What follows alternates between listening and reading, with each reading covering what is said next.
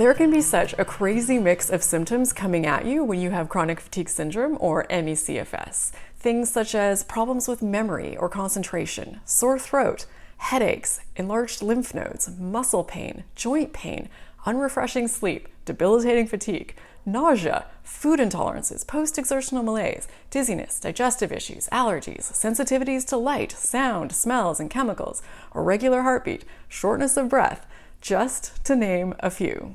And with ME/CFS, whether these symptoms come on suddenly or slowly creep up over time, this onslaught of new symptoms can be overwhelming and confusing and scary. And we live in a world that has pretty much taught us to treat our unwell body like a broken down car. So your car's not running like it should, you might need a new battery or alternator or a new fan or belt of some sort. We're told that our body, like our car, has a bunch of separate parts, and when we are unwell, we are to focus on each part in our body separately and fix each part individually.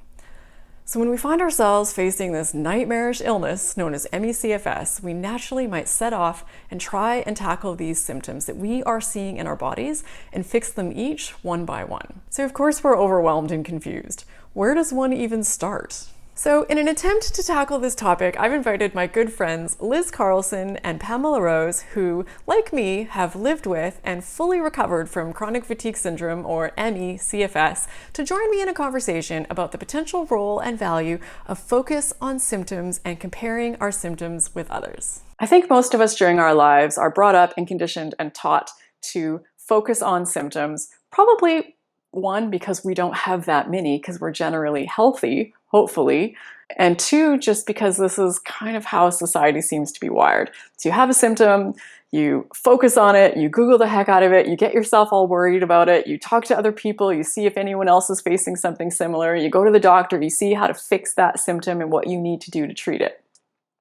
But in my experience with ME/CFS, this never really got me anywhere because this illness can express itself in so many different ways. And for me, recovery ended up being not about focusing on symptoms and treating specific symptoms, but on supporting my body as a whole. I definitely did do some symptom management along the way, and it was more of a means to an end, or a way to keep myself comfortable during the process of recovery. But targeting the specific symptoms was never healing them in my experience. So if I had pain, I might take painkillers, or if I was having really bad problems with sleeping and I was trying everything under the sun and nothing would work, I might go see my doctor and get some prescription sedatives. So the symptom management that I did was more palliative and not so much about recovery. Now, I'm certainly not advocating that symptoms in our bodies should be ignored. I think we do need to pay attention to them, of course. Go to our doctors, get the tests done necessary to see what's going on, if it's anything that we should be concerned about, or if this is just part of our lovely ME/CFS package. But I've definitely found that once we have assessed that these symptoms aren't a sign of something else, that it's just part of ME/CFS, that putting too much concentration on them isn't really helpful. Honest moment. So after sharing my full recovery story from ME/CFS, I get a lot of great supportive messages. But I also get asked to compare my old symptoms, triggers, and challenges with others, sometimes the exact levels, and if I have fixes for them.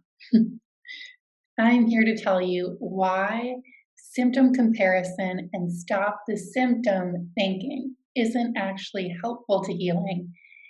And I totally understand. I was once in your shoes. So I think I can bring an interesting perspective to this, because I help people manage conditions like ME/CFS every day. And yes, something that people are always keen to talk about is my story. When they hear that I've been there and that I've fully recovered from ME/CFS, they really want to know what helped me. And of course they do. And I remember what it's like. I remember how desperate I was to find the thing that was going to fix me.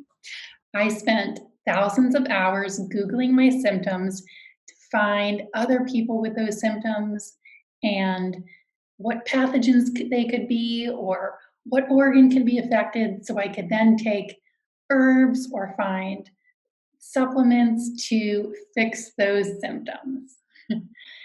This led me to spend thousands of dollars. This led me to buy tree bark shipped directly from Africa. This led me to almost poisoning myself by buying organic elderberries from Oregon and eating them, not realizing you're supposed to sip them in a tea. This led me to many doctor's appointments, trying to figure out what was broken with me. It led me to many forums trying to compare my viral levels with other people's viral levels and then seeing what prescription antivirals they took. And if they said, I took them, but they didn't really help me much, I'd be like, well, they helped you some.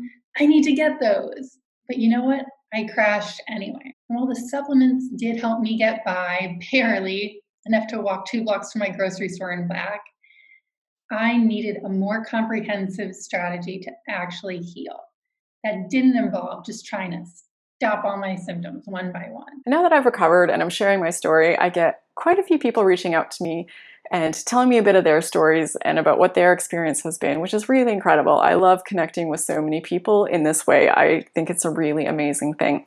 One common theme that I see is that quite a few people want to compare their symptoms against mine. They want to see, I have this, did you have this happening? Or I have that, or can you tell me what symptoms you had for this?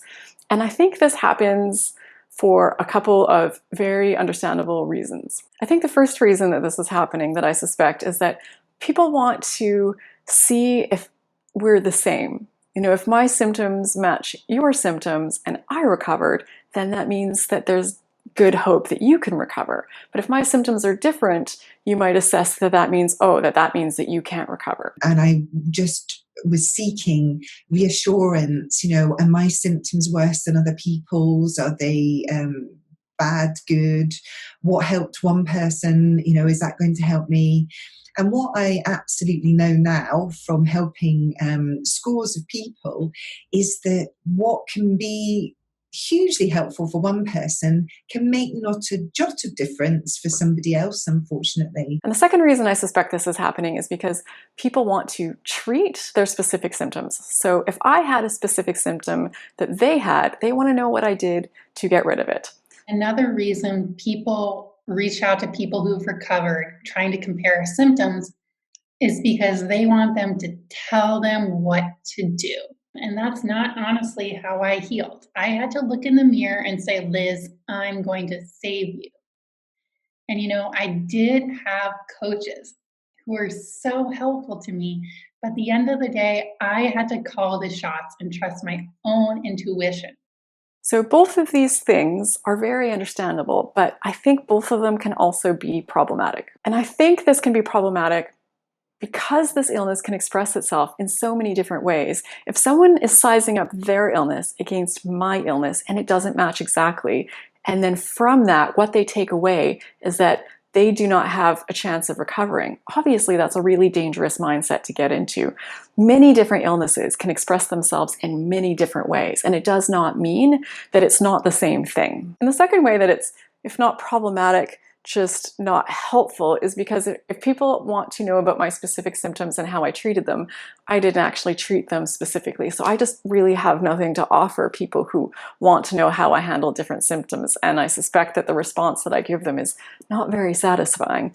Usually along the lines of, I generally pulled myself out of this illness by treating my body in a holistic manner. And as I slowly improved, overall, my symptoms slowly decreased until they were eventually gone. Which in the moment, if you've got one really annoying or frustrating or difficult symptom that you're trying to get rid of, is probably frustrating to hear. Another reason you might want to compare your symptoms with someone else who is healed is because you're worried that your symptoms are so numerous, so scary, so crazy, and you want reassurance that it's still possible for you too to heal. And I just want to say, yes, it is possible for you to heal.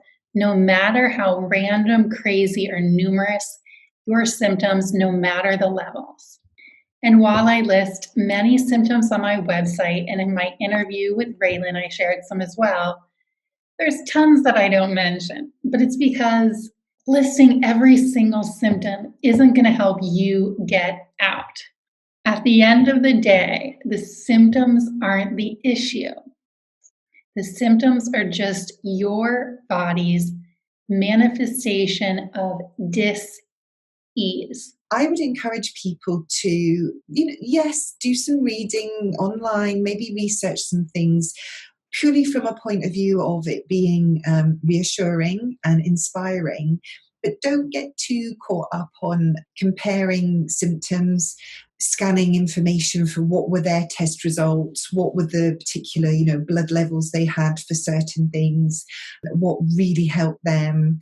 It probably won't help you personally, but just use that to inspire you, to perhaps give you some ideas, but don't get too carried away. Don't compare your symptoms with somebody else's, your test results with somebody else's test results. Stay true to what's going to work for you. Certainly when it comes to test results, knowing what somebody's blood reports were doesn't really impact or have any correlation to what yours were, because it depends what your starting point was, what's normal for you. I promised that if I ever got out of the hellhole that is ME/CFS, I would share my story to help inspire others. But what I didn't sign up for was to troubleshoot people's symptoms one-on-one. I actually know quite a few people who recovered who share their story and then got overwhelmed by all the messages, and then they left social media because it was just too much. And I myself am an empathetic person, but I'm also a person who now has boundaries. And one of my boundaries is not talking about my old symptoms with other people, and also not talking about their symptoms with them either. But I love hearing positive messages and getting feedback of what people might want to hear. But I choose not to talk about symptoms one-on-one.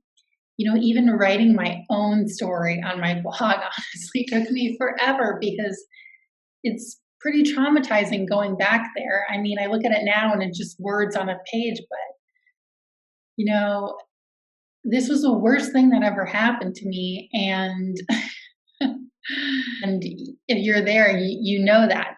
So consider that the people who share their stories are still human, and it might still be fresh, their challenges on their journey. Another thing I just want to touch on is the fact that I'm really not a fan of labels. I get people coming to me, especially at the moment, with people who have got long COVID, as we call it in the UK, post-COVID fatigue, and they want to know, have I still got post-viral fatigue, or is this ME/CFS?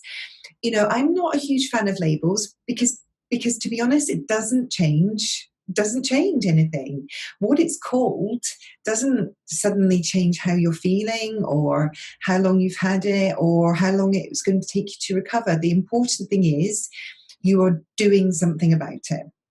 So although there are a couple of instances where perhaps it's useful to have a label, like if you really are in the deep sort of chronic end of the extreme fatigue scale and you need to get signed off work and those sorts of things, from a practicality point of view, it can be useful. But on the whole, labels don't make a difference. And comparing your symptoms to somebody else's, and are yours worse or better than theirs, again, that's something that I really encourage people not to get too caught up in. I'm a big believer that if the severity of the symptoms that you are experiencing is enough to change your life to a certain extent, then that's severe for you. It doesn't matter how it compares to somebody else's life. It's all about your journey through. And I guess that's the point I keep coming back to today, is make this personal to you. Build your recovery plan for you. And I hope that this has been helpful. I want you to look at your own life like a scientist, without freaking out about every little thing. Yeah, I hope that made sense to you, and sending you my support along your healing journey. You've got this. So my key message to everybody watching this is look at your own personal journey through this. Don't compare your results to somebody else's, because your starting points would be different. Your whole makeup will be different. There are so many different factors that can play a part in that. And the one thing that I think all three of us absolutely agree on is that everybody's experience of living with ME/CFS is different. Not only because how long you've been on that journey might differ, the severity of your symptoms, what your symptoms are indeed, but because of our individual lifestyles. So just like pacing has to be tailored individually for a particular person because their life is so different, I truly believe somebody's recovery plan and them selecting the things they want to try needs to be tailored as well. So what do you guys think? Do you find it helpful to pay a lot of attention to your specific symptoms, or are you also having the experience of recovery being a more holistic process? Are there times when you find it helpful to compare with other people?